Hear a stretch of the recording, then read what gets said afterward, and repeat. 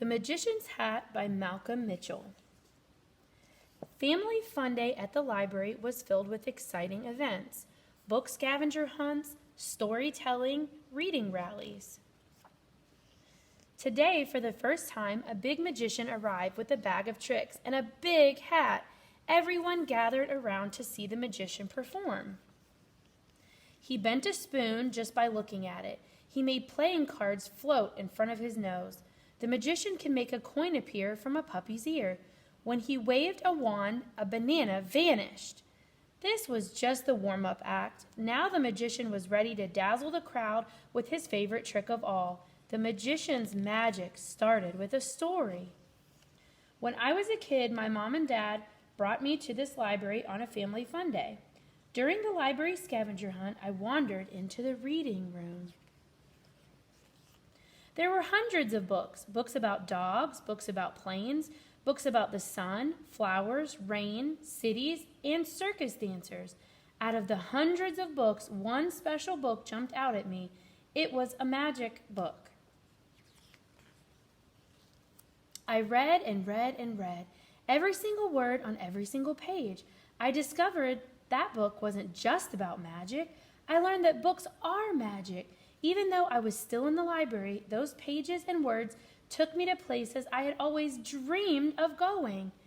This is how I knew I wanted to be a magician when I grew up. Soon after that, I got my magician's hat. The Family Fun Day crowd had grown. Kids from all over town were eager to see more of the magician's magic. He asked them, "What do you want to be when you grow up?" Amy shouted, "I want to be a dentist." The magician invited Amy to reach inside his hat. Amy dug deep, then deeper, until she felt something. It's a book," Amy shouted. The magician asked, "What is your book about?" "My book's about teeth, cleaning teeth and fixing teeth and x-rays." Right away, like magic, Amy saw herself holding dental tools, a toothbrush, and a rinsing cup. But in the library, where everyone could see, Amy was hugging her book and smiling. Matt had been watching closely. After seeing Amy's magic, he wondered, what else is in that hat? He called out, "I want to be a famous football player." And so the magic offered Matt his hat. And so the magician offered Matt his hat. "Let's see what magic you can find inside." Matt reached in. Way down, there was something that couldn't fit into just one hand. Matt plunged both hands into the hat and pulled. It's a book about football. It even has my name on it. All at once, like magic, Matt was on the field, running, tackling, catching, punting, sometimes fumbling, sometimes falling, lots of times winning. Ryan called out from the back of the crowd, "Wait a second, this is not magic. Amy and Matt's parents must have told the magician what they wanted to be when they grew up." The magician asked Ryan, "What do you want to be when you grow up?" This was Ryan's chance to prove that the magician was a fake. He snickered and said, "A dog." The magician asked Ryan to reach into the magic hat. Ryan said, "I can't feel anything." "Well, sometimes you must reach really hard and stretch for what you want to be. That's part of the magic."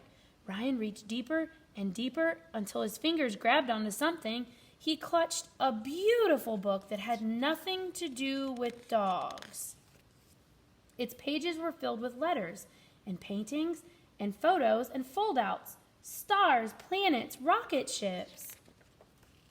Ryan had always dreamed of becoming an astronaut and exploring the wide open sky, hurtling into outer space and zooming to a far-off galaxy. "Whoa," whispered Ryan. "How did you do that?"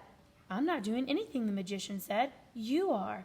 "I am?" asked Ryan. "But there's got to be a secret trick in those books.